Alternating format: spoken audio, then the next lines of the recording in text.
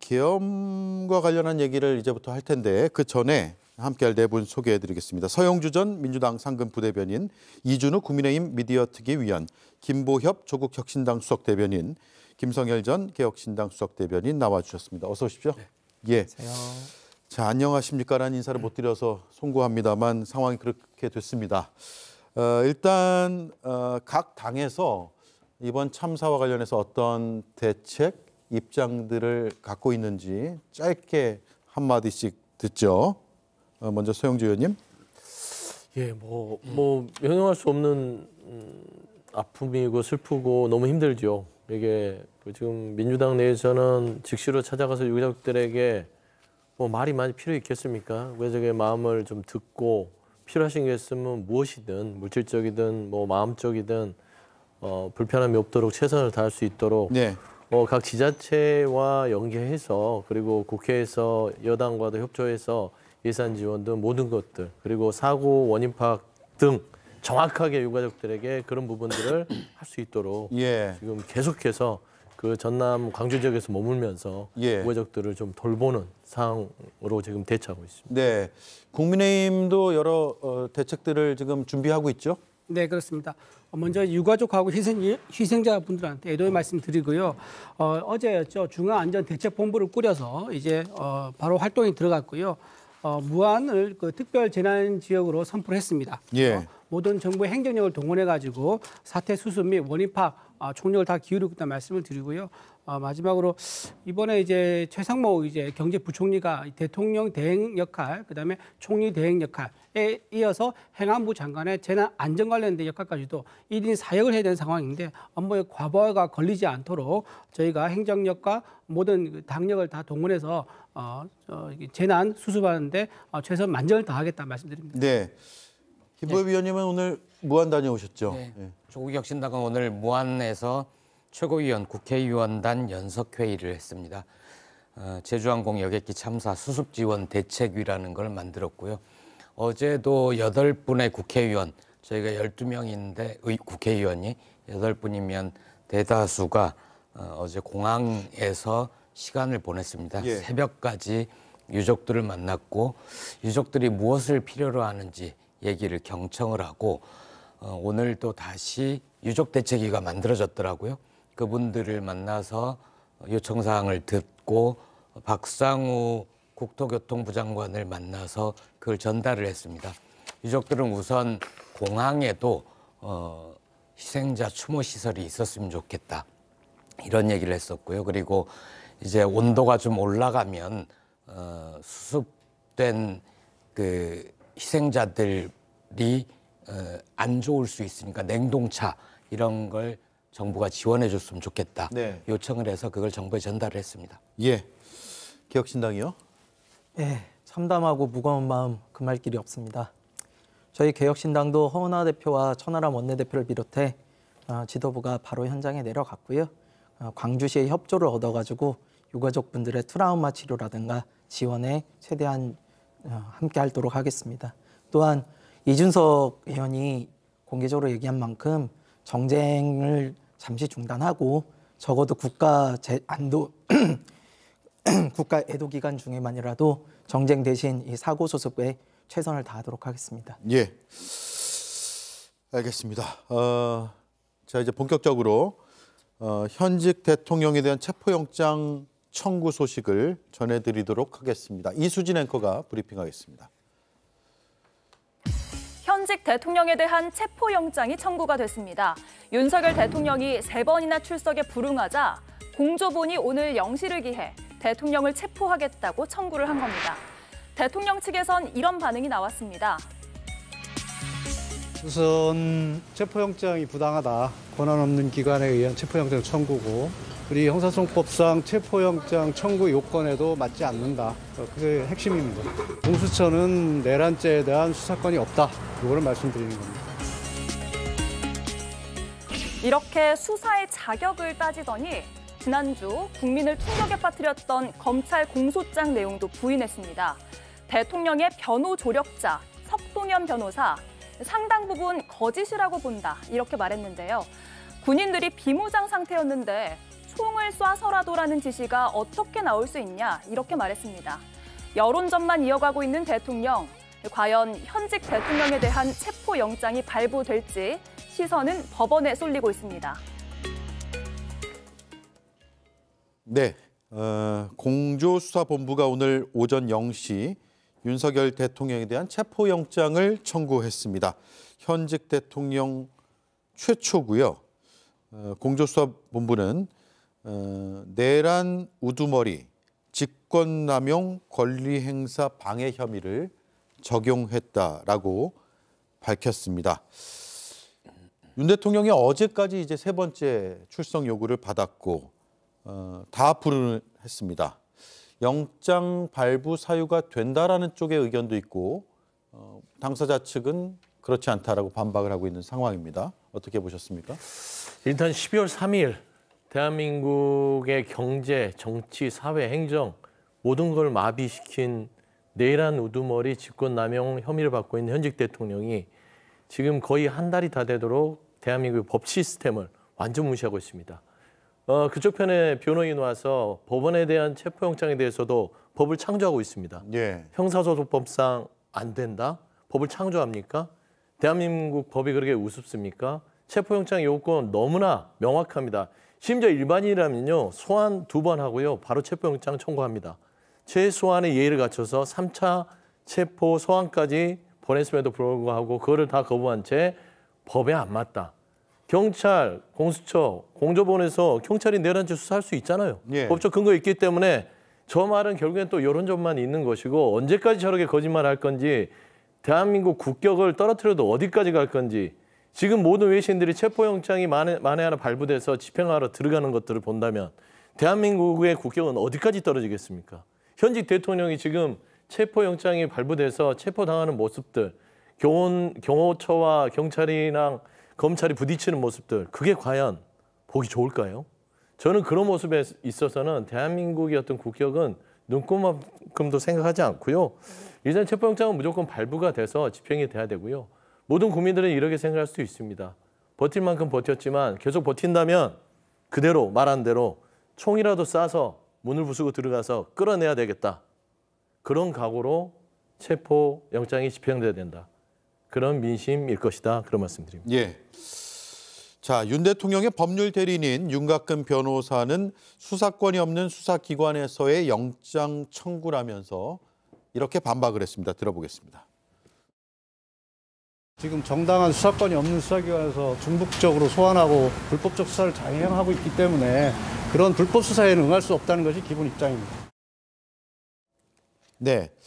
자, 그러면 공수처도 수사할 수 없는 기관이고 검찰도 정당한 수사권이 없는 기관이고 또 앞서서 경찰의 압수수색도 막아섰기 때문에 검찰, 공수처, 경찰 모두가 정당한 수사권이 없다라고 지금 주장하고 있는 것 같아요. 그러면 아예 수사를 하면 안 된다라는 논리가 되는 것인데 이거 어떻게 받아들여야 될까요? 먼저 이준 의원님.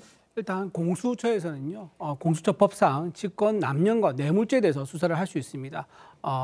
지금 말씀하고 있는 내란 수사에 대해서는 공수처에 대해서는 수사 권한이 없는 거죠. 일단 원칙을 이제 말씀한 걸로 보이고요. 그다음에 현재 수사기관들이 좀 산발적으로 수사를 하고 있습니다. 신병 확보와 그다음에 증거 수집이 각각 흩어져 있는 그런 상황입니다. 또 아울러서 윤석열 대통령 측 변호인단 구성도 지금 사실 어제 그제 겨우 마무리돼가지고 이제 언론에 공표를 한 상황이거든요. 피의자로서 피청구인으로서 대응할 수 있는 시간이 좀 부족했다 이제 그런 말씀도 드리고요.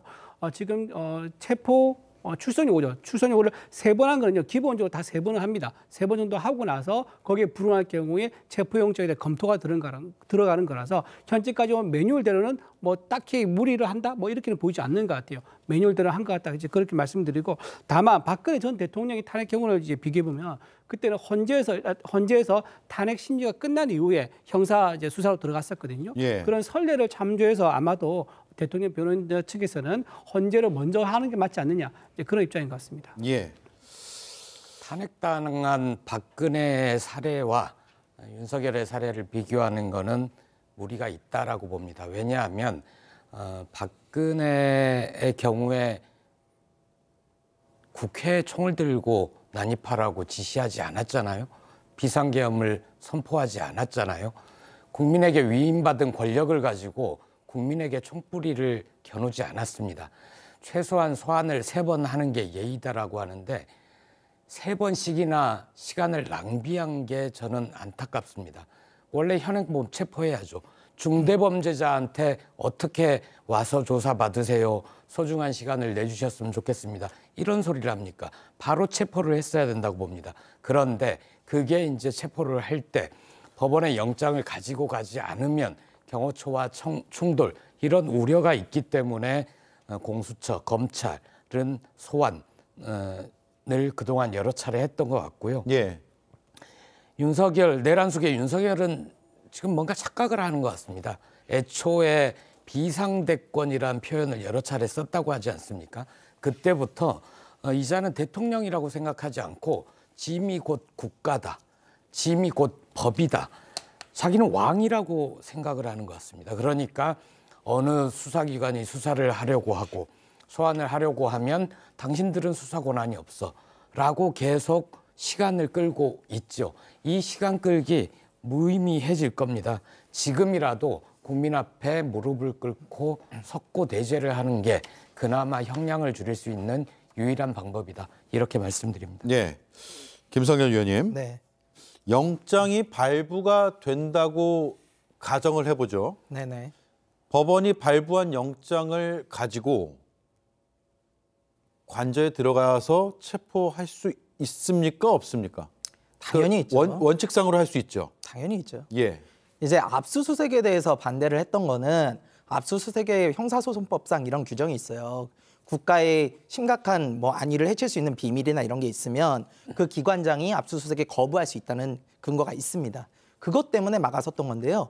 이거는 체포영장이거든요. 예. 체포영장은 신병 확보를 하는 건데 이건 내용이 전혀 다릅니다. 이거에 대해서는 막을 수가 없어요. 근데 경호처에서 물리적으로 막아선다면 어떻게 되는 거예요? 그러면은 특수공무집행 방해가 되죠. 5년 이하의 징역이나 1,000만 원 이하의 벌금 받는. 막아서고 있는 경호처 직원들은 다 특수공무집행 방해가 되는 거예요? 그렇습니다. 거기에 예. 범인 은닉죄까지도 될 수 있고요. 아주 심각한 문제예요. 그리고 누가 영장을 들고 갔는데 감히 막습니까? 일반인이 이렇게 막잖아요. 현행범으로 체포됩니다.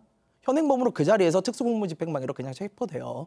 그런데 지금 이제 이쪽에서 하는 이유는 지금 대통령실에서 이렇게 막는 거는 지금 보시면은 27일에 경찰이 삼청동 안가하고 대통령실에 대해서 압수수색 나섰을 때도 막았죠. 이게 3번째 막은 거거든요. 그러니까 이 분들이 지금 다들 그냥 대통령을 어떻게든 감싸고 보호하려고만 하지 법을 지킬 생각이 없는 것 같아요. 근데 저는 이 문제가 사실 대통령실의 문제라고만 생각하지는 않습니다. 왜냐면요. 일반인에 대한 법 집행과 권력자에 대한 법 집행을 달리하는 수사기관의 문제가 심각하다고 봐요. 그러니까 여태껏 우리가 늘 봐왔지만 살아있는 권력의 수사기관이 얼마나 솜방망이로 되어 왔습니까? 이번에도 똑같은 경우였고요. 근데 그런 거 하지 말라고 국민들이 사실 대통령 탄핵시켜준 거거든요. 지금 탄핵 절차에 들어가 있는 대통령이라는 거죠. 직무가 정지되어 있습니다. 그런데 법원이 정식으로 발부한 영장조차도 만약에 집행을 못한다. 그럼 이건 수사기관의 의지 문제라고 저는 보이고요. 특히 공수처는 왜 만들어진 기관입니까? 이런 권력자들, 고위공직자들 잡아넣으라고 잘못된 거 시정하라고 만든 게 공수처입니다. 근데 만약에 여기서 대통령에 대한 체포영장을 제대로 집행을 못한다. 그럼 공수처는 자신의 존재 이유에 대해서 심각하게 고민을 해야 될 것입니다. 예. 자, 이 체포와 관련해서 다른 의견이 있는 분 있으세요? 그 체포 관련해서 경호처의 역할이라는 게 있습니다. 만약에 경호처가 여기서 이제 수사기관들이 앞으로도 대통령 또는 지금 경호를 받고 있는 분이 사실 우리나라에 손을 꼽습니다. 대통령이라든가 국무총리라든가 대법원장 이런 분들 정도가 경호를 받고 있지 않습니까? 이런 경호받는 사람들과 일반 사람들을 똑같이 비교한 것은 좀 적절하지 않다고 생각되고요. 경호처가 만약에 여기서 체포영장을 집행을 할 때 그거를 순순히 열어줬다 그러면요. 앞으로 수사기관이 체포영장을 더 쉽게 자주 하려고 할 수 있는 문제가 생길 수 있습니다. 네. 경호처 입장에서는 자기들이 보호하고 있는 요인들에 대해서 최고의 수준의 경호 수준으로 보호를 해야 될 의무가 있는 거기 때문에요. 이거에 대해서는 충돌은 저는 앞으로 한 번도 충돌한 적이 없었거든요. 앞전 그 사례에서 보면요. 앞으로도 직접 충돌한 경우는 없을 거다. 이거는 이번 기회를 통해서 어쩌면 어떤 경우에 경호처가 이걸 열어줘야 된다라는 입법의 어떤 미비부를 다시 보완할 수 있는 그런 계기는 될 수 있을지언정 이거를 입법적인 어떤 해결 없이 바로 그냥 영장을 쳤을 경우에 경호처가 열어줘야 된다. 이런 건 나중에 앞으로 대통령도 생겼을 때마다 이게 아마 반복되는 게 계속될 겁니다. 그걸 안 열어주면 앞으로 대통령 된 사람은요 이렇게 내란 죄를 반복적으로 저지릅니다. 내란 죄라는 거는 사형, 무기금고, 사유하고 격리시키는 죄예요. 형법상에 왜 내란 죄를 대통령에 적용하냐면 대통령은 절대 이런 일을 저지르지 않을 거라는 전제하에서 해서도 안 된다는 전제하에서 적용하는 거예요. 그러니까 형사상 불소추 특권이 있는데 오죽하면 대통령한테 체포영장이 들어가겠습니까? 보통 정상적인 생각을 하는 대통령이라면 내가 이런 일을 저질러서 본인 뜻대로 체포에 채택도 안 했으면 출석을 해야죠. 왜 국가기관이 체포영장을 가지고 들고 가서 경호처하고 부딪히게 합니까? 제정신이 아닌 거예요. 그러니까 저는 체포영장에 대해서는 집행하는 걸 지금 바라고 있는 것이고 경호처도 정말 잘 생각해야 됩니다.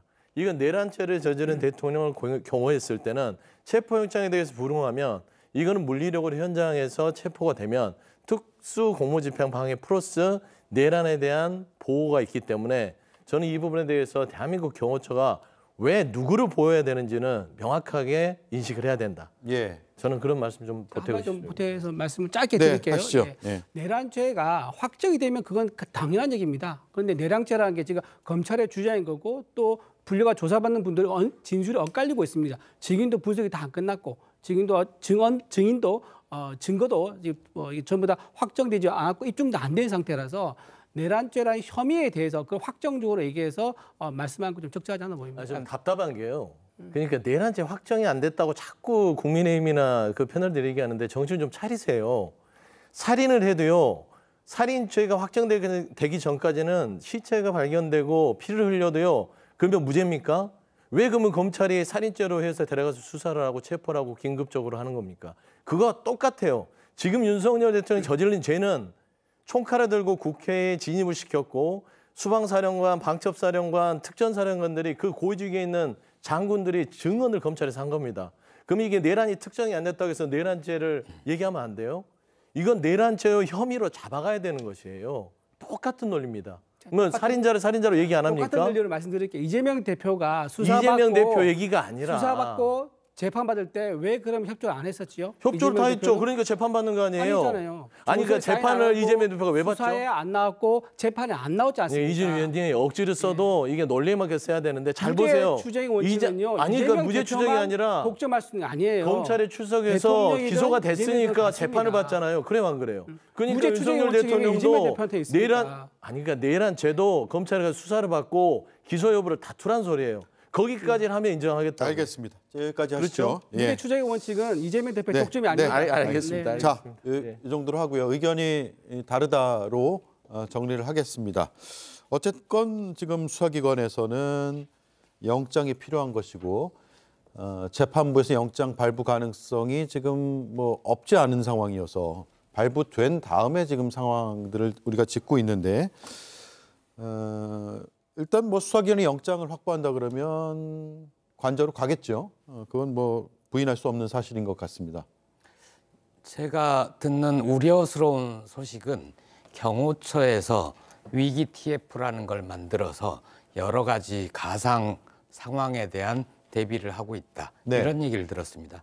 경호차장과 또 어떤 간부들이 윤석열 대통령 후보 시절, 대통령 후보 시절부터 이렇게 수행을 하다가 승승장구한 사람이라고 하던데 분명하게 경고를 합니다.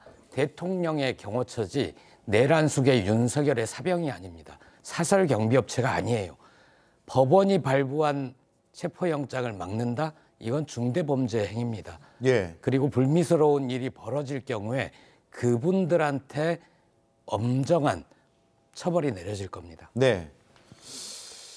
네. 뭐 그런 상황까지 벌어질 거라고 상상도 하고 싶지는 않네요. 네. 어쨌든 법원의 판단이 어떻게 되는지는 우리가 지켜봐야 될 것 같고 그 판단의 결과가 나오면 그건 그 어느 쪽이든 일단은 1차로 겸허하게 받아들여야 될 것 같습니다. 자, 그런 가운데 윤 대통령 측이 검찰이 발표한 김용현 전 장관의 공소장 내용에 대해서 객관적 상황과 맞지 않다라고 주장을 했습니다. 진술 배경에 의심이 된다라는 표현도 썼고요. 윤곽근 대리인은 검찰 고위직 출신이고 또 대통령 역시 검찰총장 출신인데 검찰의 수사를 믿지 못하겠다라는 것이어서 뭔가 상당히 앞뒤가 안 맞는 느낌을 받을 수밖에 없어요. 이분들은 여러 가지 증언과 증거 이런 것을 취사 선택으로 받아들이는 것 같습니다. 이미 군 장성들에게 윤석열이 전화를 한 게 있잖아요. 문을 부수고 들어가라. 총을 쏴서라도 체포하라. 그리고 그 지시를 받은 군 간부들이 지금까지 명령은 다 무시하고 이재명, 한동훈, 우원식 누구든지 보이는 대로 먼저 잡아라. 포승줄과 이런 걸 사용해도 수갑을 사용해라 라고 논의한 증거물들이 문자들이 있잖아요. 그거 다 조작했겠습니까? 윤석열과 윤곽근이 검찰 간부일 때 어떤 조작을 했는지 모르겠지만 지금 검찰이 이런 중대한 사건을 수사를 하면서 없는 증거와 없는 증언을 만들어내는 일은 하지 않을 것 같습니다. 네. 객관적 상황에 맞지 않는 게 아니라 자기들이 보고 싶은 것만 보는 거죠. 네. 자, 그 마지막 군 지휘관 회의인가요? 그거 자료가 있으면 한번 띄워주시면 좋을 것 같은데 김용현 전 장관이 군 지휘관들을 모아놓고 마지막에 했다는 그 발언의 녹취록의 내용이 검찰 자료에 들어있는데 그 첫 문장을 보면 대통령의 지시라고 표현이 나와요. 그 대통령의 지시에 따라서 우리가 이런 것들을 했지만 결과적으로는 중과부적으로 그러니까 수적 열세로 인해서 이루지 못했다라는 내용이 나옵니다. 물론 요거는 아니고요. 요 다른 내용인데 어쨌든 대통령의 지시라는 게 그 녹취록의 첫 문장으로 나옵니다. 그 얘기는 대통령의 지시에 따라서 이 모든 상황들이 벌어졌다라는 김용현 전 장관의 진술 혹은 증언이 돼버린 셈이에요. 예, 그 내용이 딴 데 나온 게 아니고요.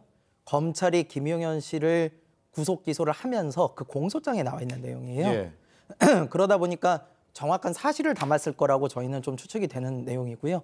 거기 첫 문장에 말씀하신 대로 대통령의 지시를 받아로 시작을 합니다. 그러니까 김용현 씨도 대통령에게 지시받아서 한 거다라고 본인이 인식을 하고 있는 거고요. 그뿐만이 아니라 그 공소장의 내용들을 보면 이런 내용들이 있어요. 곽종근 707 특전사령관하고 이진우 수방사령관, 조지호 경찰청장에게 각각 다 대통령이 직접 전화를 해서 의원들 국회에 못 들어가게 막아라. 총을 쏴서라도 문부수고 끌어내라. 150명 되면 안 되니 당장 진압해서 끌어내라. 이게 다 공소장에 나와 있는 내용이에요. 이게 뭘 의미하는 거냐면요. 이 세 명이 전화를 받았다는 이 세 명이 다 그렇게 진술을 했다는 겁니다. 예. 그러니까 윤 대통령 입장에서는 나는 그냥 격려했다.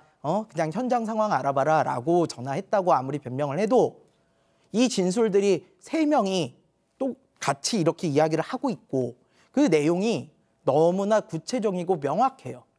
왜냐하면 수단과 방법까지도 제시를 하면서 결과를 내놓으라고 하고 있잖아요. 총 쏴서 문 부수고 끌어내라고 하잖아요. 그러니까 이런 걸 가지고는 단순히 뭐 현장 파악 상황이었다라고 변명하기에는 정말 눈 가리고 아웅하는 수준으로밖에 안 되고요. 네. 지금 윤석열 측의 이 전략을 보면 자꾸 사태를 축소하려고 그래요. 맨 처음에 뭐라고 그랬습니까? 불법 계엄에 대해서. 이거 그냥 경고용이었다. 이렇게 얘기를 합니다. 그다음에 우리 석동현 변호사님인가요? 나오셔가지고 이건 내란이 아니라 소란이다. 이렇게 말씀하셨었어요. 지금도 이렇게 보면요. 어떻게든 사건을 축소하려고 그러는데요. 군대가 국회에 총칼을 들고 진입한 이 사건을 아무리 축소를 해도 축소가 될 수가 없어요. 전두환 내란 판결의 판례에 그대로 나와 있습니다. 지금 윤석열 씨가 한 이 불법 계엄에서 국회를 봉쇄하고 국회의원들 끌어내고 그랬던 내용들이 다 내란죄에 해당한다라고 판례에 정확히 나와 있어요. 이걸 국민들이 좀 아시고 윤석열 씨도 이렇게 국민들 속이려는 눈 가리고 아웅은 좀 그만했으면 좋겠습니다. 그러니까 저는 좀 보태고 싶은 게 지금 계속 윤석열 대통령 측에서 자충수를 두고 있어요.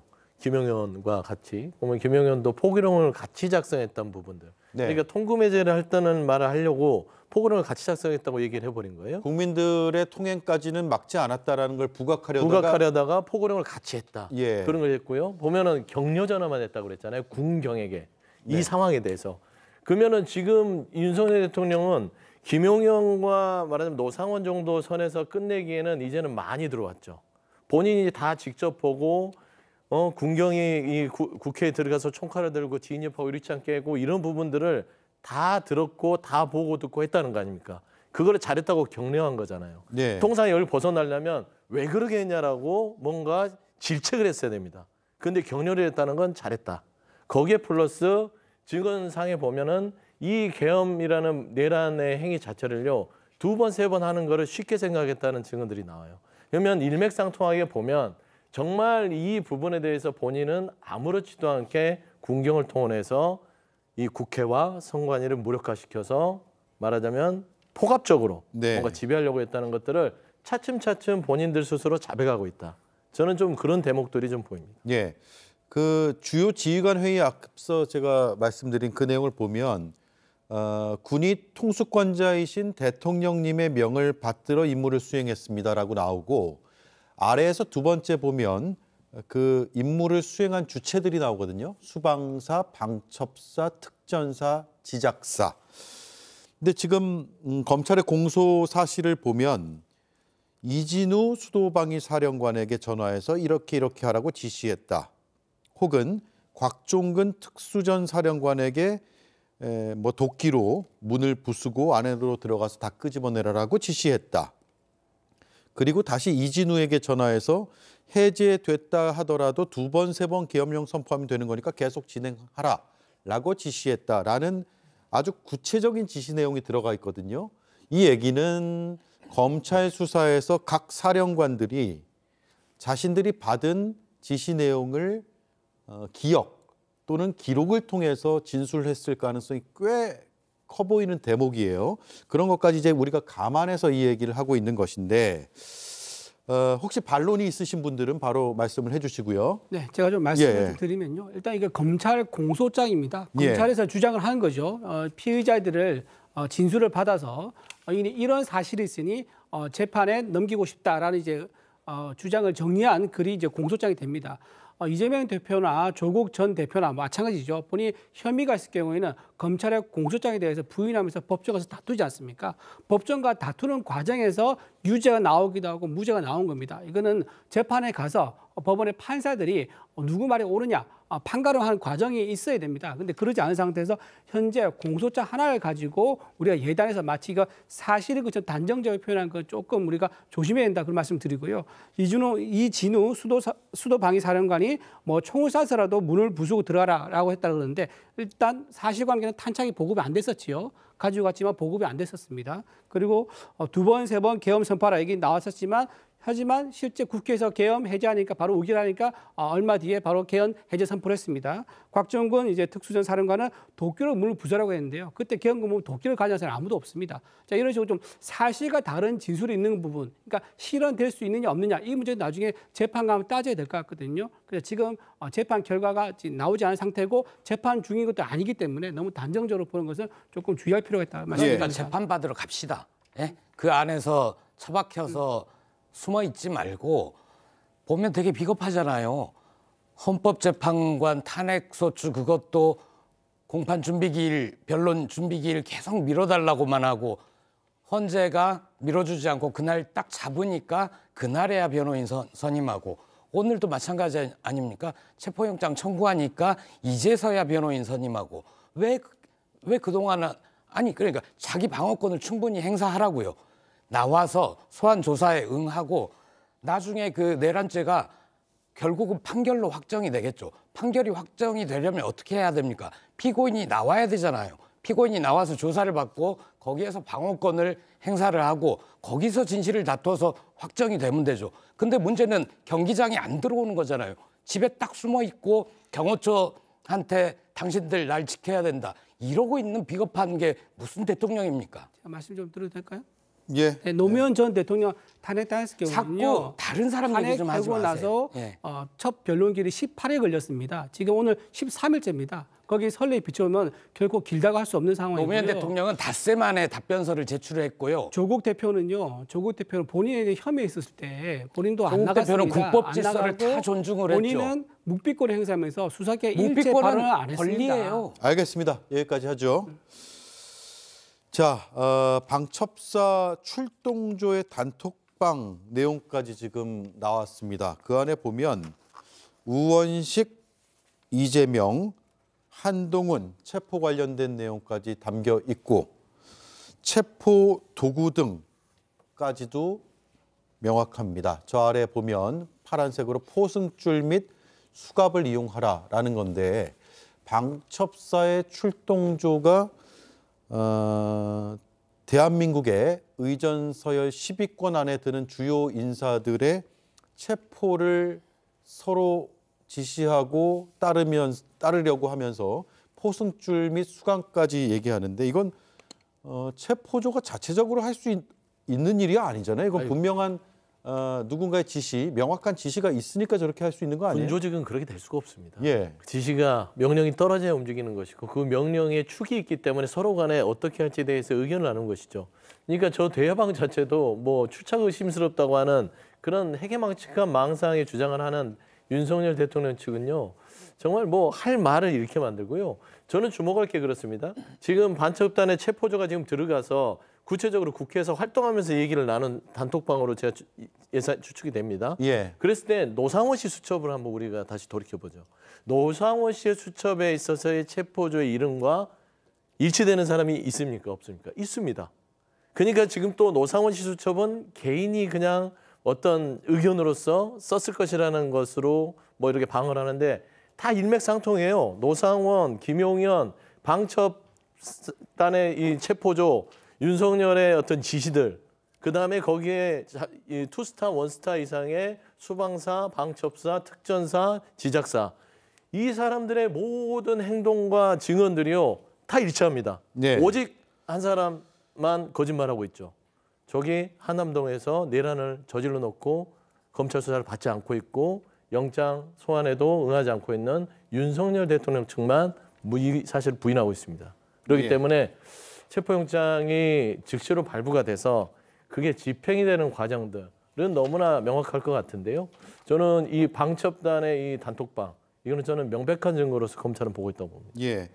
어제 참사의 충격 속에서 이제 전해져서 주목을 많이 받지 못했던 뉴스인데 김용현 전 장관 측이 한동훈 전 대표, 이재명 대표 그리고 박주민 의원을 고발하겠다라는 입장을 냈습니다. 그러면서 포고령을 위반한 혐의 때문이다라고 하는데 이거 누가 설명하실 부분이 있으면 한번 해주시죠. 예. 굉장히 착각을 하고 계시는 부분이 있어요. 우리가 불법 사항을 원인으로 해서 하는 것들은 원천 무효입니다. 무슨 말씀인지 쉽게 말씀을 드리면요. 일단 2018년 12월에 박정희 정권의 비상계엄 포고령에 대해서 대법원이 절차적 정당성을 지키지 않았기 때문에 이 부분에 대해서는 위법이므로 무효이다라고 판결을 낸 적이 있어요.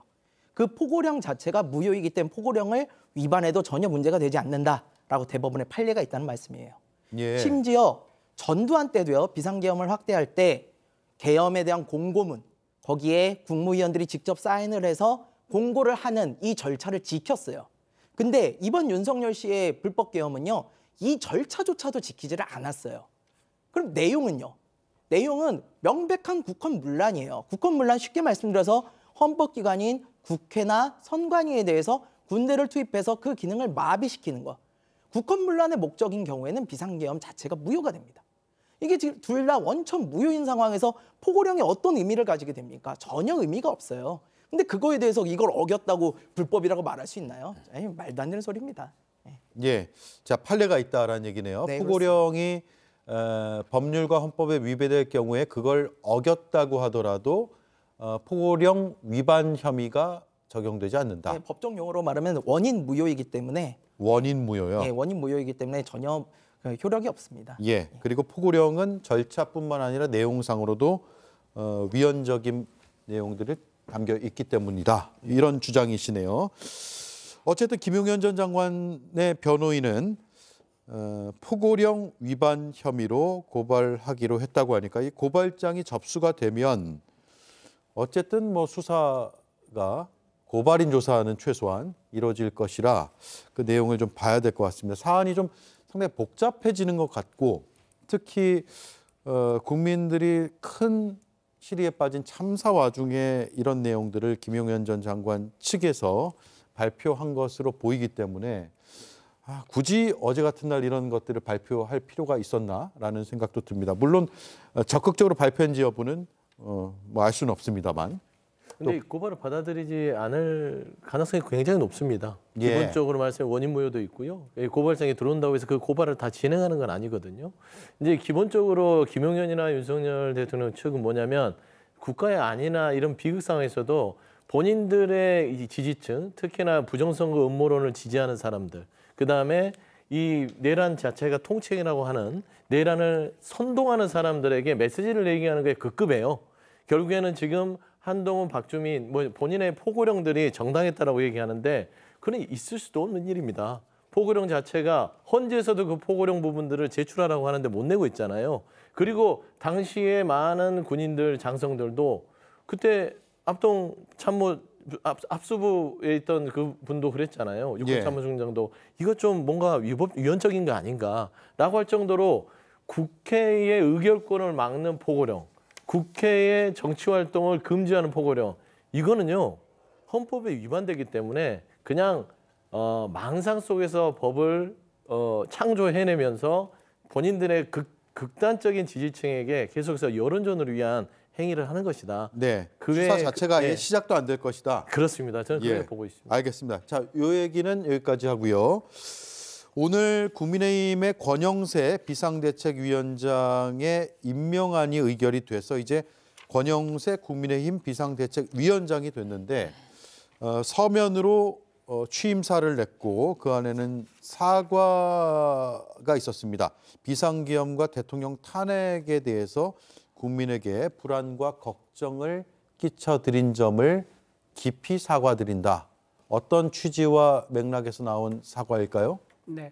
우리나라에서 한 10번의 비상계엄이 있었습니다. 근데 그 10번의 비상계엄이 다 좋은 역사적 의미를 가지고 있지는 않습니다. 국민들에 대해서는 모두 다 트라우마라고 할 수 있겠죠.